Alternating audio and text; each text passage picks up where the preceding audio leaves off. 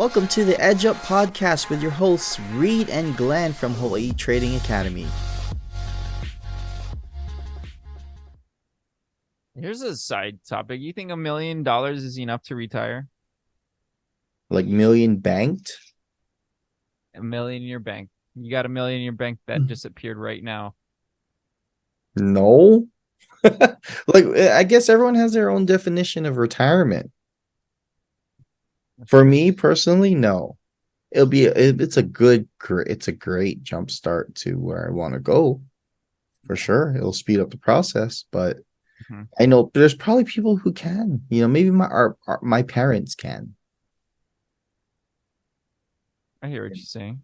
Yeah. I mean, it depends Because on yeah, what the you think like livelihood. lifespan, lifestyle, Yeah. I mean, let me do some maths right now, right? If I take $1 million, right, and I have average, if my living expenses were $50,000 a year, they'll last me 20 years. 50K to live off of, right? The median uh uh rent, I think, in the US was like 2,500 median, right? Times 12. So if you're being ultra conservative and you just rented, you take your $1 million, you find a place for $2,500 a month. You're spending 30K on rent for the whole year, yeah. Or if you buy a super cheap house and that's your mortgage, you have 20K left to live off of for the year. If you're sticking to your 50K allowance, that'll last you 20 years, like we're getting into the sounds like nitty ramen gritty. noodles dinner, you You know know? what I mean? Like couponing max, like Yeah, freaking yeah. never Not buy driving any, anywhere, you're not filling up gas. So I the get like the leisure. bottom line is, man, like I don't think $1 million is able to cut it now. And I brought up that question because a Twitter thread or X thread, someone asked that question, and majority of people said no. Yeah. I Yeah. didn't see anyone saying this could work for me. It's essentially your type of answer. Like, yeah, it's a great start, but it ain't nowhere near livable, especially with like inflation and all this stuff happening. I don't think $1 million is enough to live off of. Now, the question, right? If you were just to take that $1 million and invest it into something that pays you cash flow or it pays you a good dividend, um, now you can what that'll do is you're putting it in a different vehicle rather than just letting it sit in the bank, collect nothing. You're you put it in a certain investment vehicle, you could live off the dividends, but you won't have an expiration of 20 years, like I was mentioning, right? There's a chance for it to skyrocket in appreciation. There's a chance for the cash flow to increase. That would be the better ideal than that. You can potentially live off of, you know, part time. I don't know, like, or if you go to another country, Well, Bali, let's Philippines. even play some math here, man. Like S&P average return, it was, let's call it 9%. It was 10 and 11%, but 2020 kind of dipped that down as far as averages goes in the last few years. So let's call it 9% average. 1% of $1 million is $10,000. Hmm, So, 90. on average, you're making a net of around 90K. Yeah.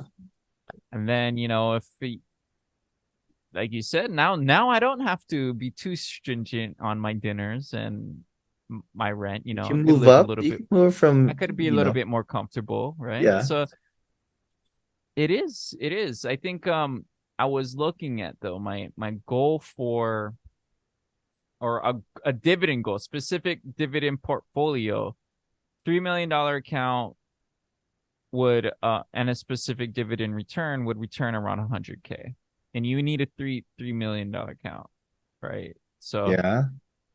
that's a and 100K. that's just dividends. That's like you not doing anything, right? So Let me just yeah. do some math in. So that would be a 3.3% dividend payout to earn from $3 million, and that's a very conservative, very doable, you know. Um, but the question is, I would ask you, does that beat inflation? Your 3%, Good question. you know? What does that mark? What does that What is number have to inflation be? rate? What is the inflation's rate right 3.2, right? So you're breaking even, You're like now? just Yeah. surviving. It was So the let peak was at 9%. Woo. let's bring it back to the $1 million account. Mm, $1 million account, inflation is at 3.2%, but I put this whole million into the average return of the SPX, all of it, which is 9%. That's 90K. Now subtract $30,000 from it. We're back at the number that we just started with, around, just over 50, 60.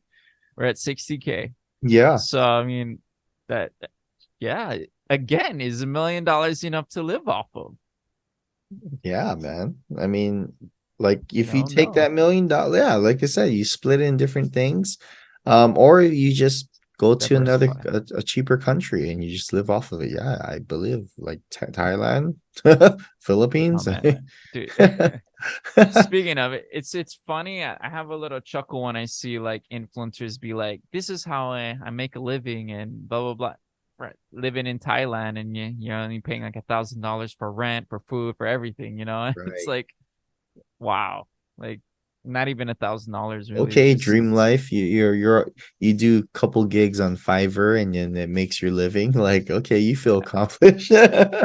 yeah, that's right. Or like you could travel to, for example, Australia. I know they gave really good.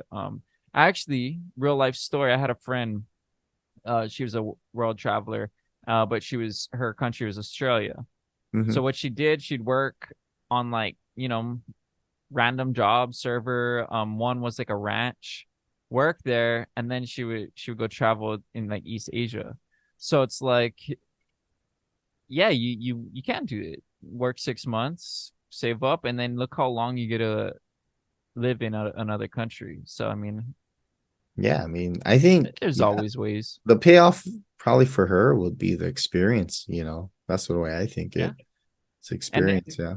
you and I were always about, you never know like the value of a person. You could meet a millionaire and if you're a trader, you meet this, let's call it a billionaire, and they're like, "Hey, you trade? I need someone to invest my funds. I don't know what I'm doing with my funds. Like, would you mind trading my account? My capital." It's great to meet fellow nomads, like traveling nomads there, and see what they're into and what they're trading, what they're doing. Yeah, Get yeah, into business partners. absolutely. If you were to invest that $1 million, what kind of return would you need to live off of? 10%? Was that 10,000 or 100K? Yeah.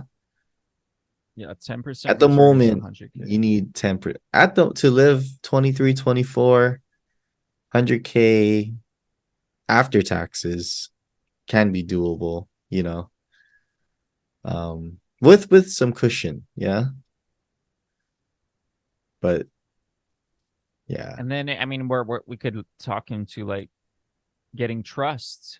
So then that way, like you could avoid taxes or like not I'm pay as telling, I'm much. telling Key, I'm like, dude, like when we have a kid, we're signing them up as an employee. Yeah. 100%. This is what we're gonna do. Because one of the tax guys I follow, he said there's a fund, a 529 fund you can open up for your child as soon as they're born.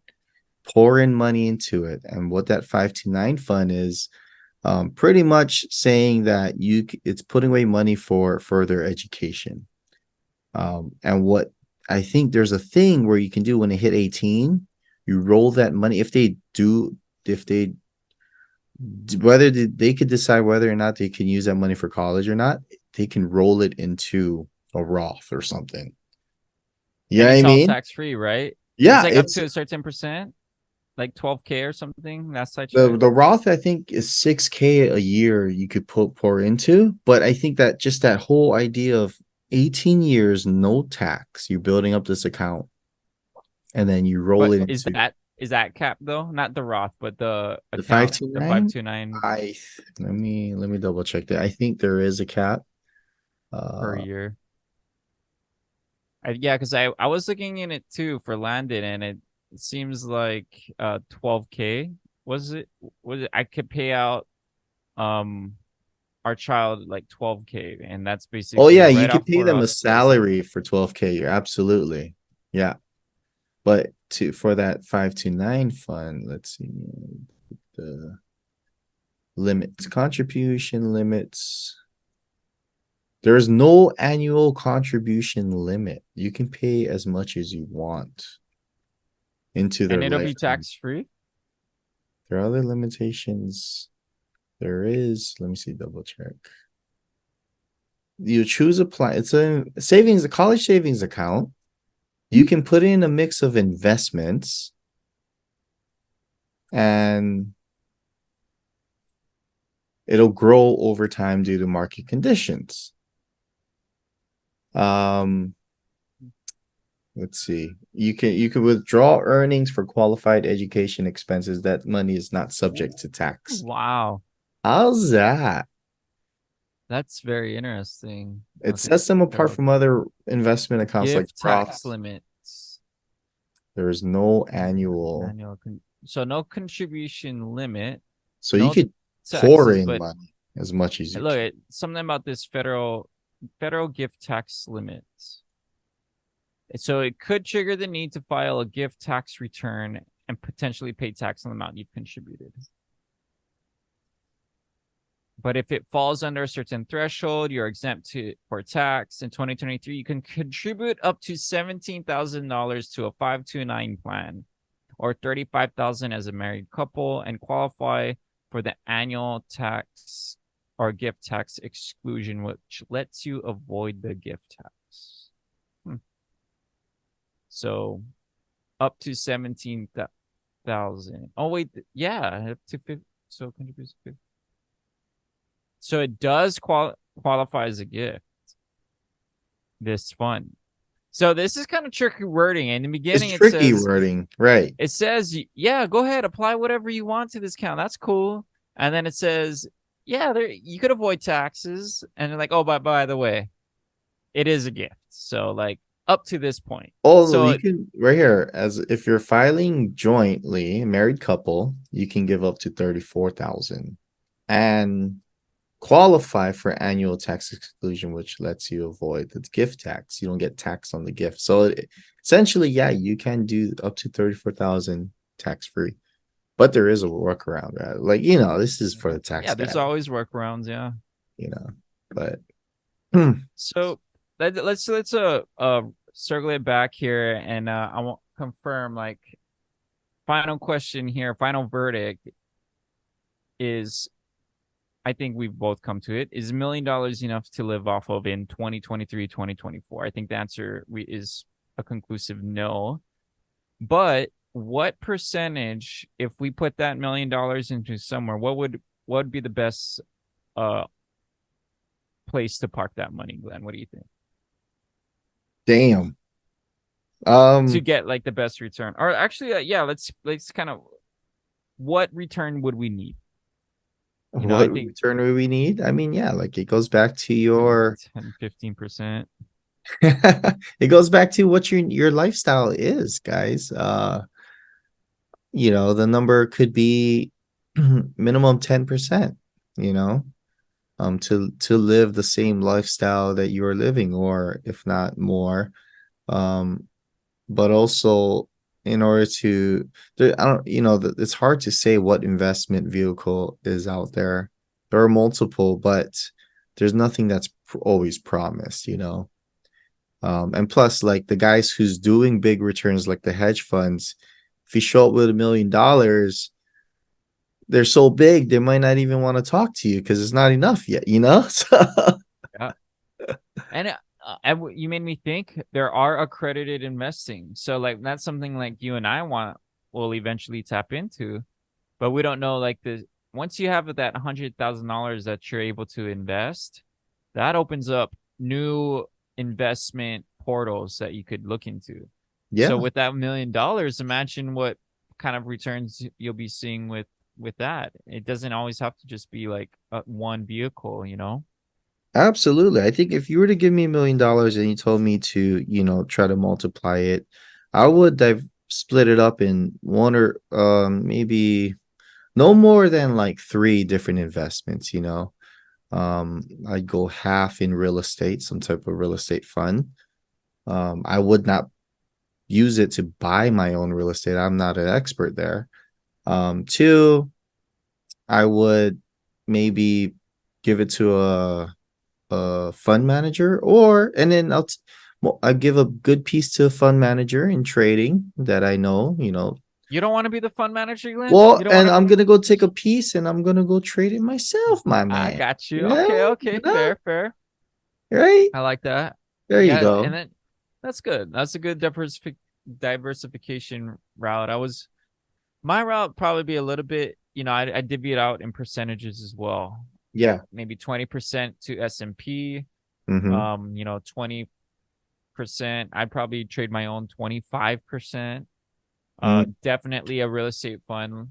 Um, Maybe physical real estate, but I want to be out here in Hawaii. I'm not seeing myself get anything that's worth buying it, even at 500K, every median, I think, in Hawaii.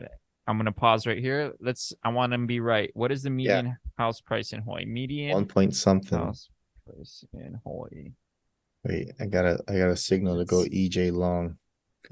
Oh, there you go. You do your thing, my man. So it looks in February of 2023, it was 900,000.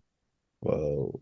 Let's see. August 2023 update, it's 848,000. So there you go. It's still twice the national average. So, you know, you invest 800K, you're only left with 200K. And that, to me, that's not even enough. So, yeah, I would have to diversify it in something like that, in that Absolutely. way. Absolutely. But yeah, man, great topic. I like that. Great questioning, great answers actually. So going back to that question, is $1 million enough to retire? It goes back to, for one, guys, you got to figure out how you can invest it in yourself to go ahead and get score that millie. Okay, we want to encourage you there. We're Reed and I are definitely on our way. Um, for one, you want to score, get that millie, go bag it, right? Get that feeling.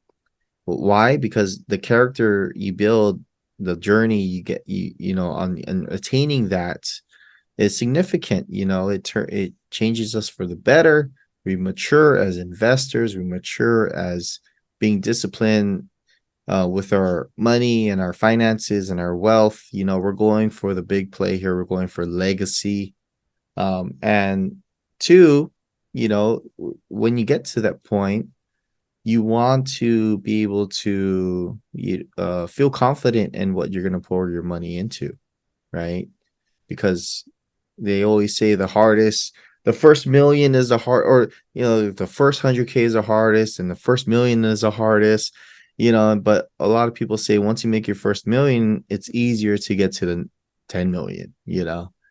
Um, and the number just changes. I think the action, the energy that it takes, it's pretty relatable to us hitting our first 100K, right? But it's just opening up your mind here, thinking how investors and big business owners think. I just think about the Kiyosaki, Rich Dad Poor Dad. He has the Robert quadrant. Kiyosaki. He has a quadrant, right? The uh, worker.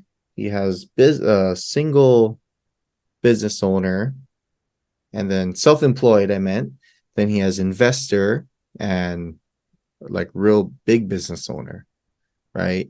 But you want to make that jump from the left quadrant of the sole proprietor, the W2 worker, to the investor slash business owner. We want to make that jump. And so, going back, if you guys haven't read Rich Dad Poor Dad, it's a good starter book. to get your mind right, because yeah, I mean, these are the questions and conversations we recommend you guys have with your spouse, with your family, get on the same page so you guys can actually hit that target. Yeah, before retirement, right? Hit that Yep. million before retirement. Exactly. Great topic, man. Thanks for tuning in, guys. We'll catch you on the next episode. Whether you're looking to improve your trading mindset and growth, we'll provide you with the tools, tips, and inspiration you need to make your next breakthrough. So tune in and let's edge up together.